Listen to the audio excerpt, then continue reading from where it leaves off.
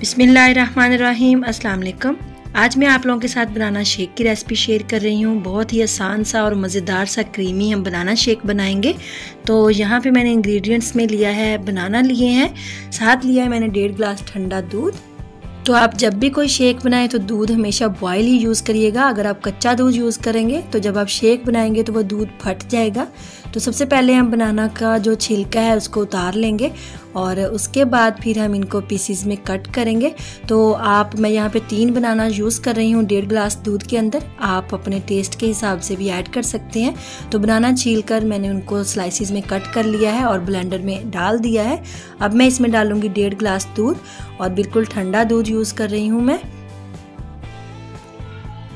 और अब मैं इसमें डालूँगी बर्फ़ और बर्फ़ डालने के साथ अब मैं इसमें डालूँगी तकरीबन 1 से 1.5 खाने का चम्मच शुगर।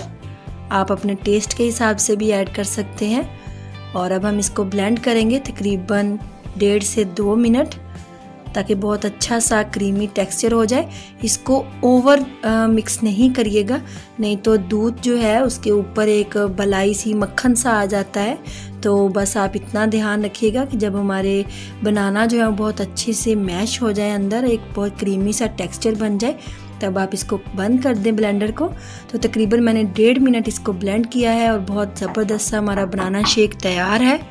तो अभी हम शेक को डालेंगे ग्लासेस में। तो आप देखें इसकी कंसिस्टेंसी बहुत ही मज़े का और बहुत आसान सी रेसिपी है।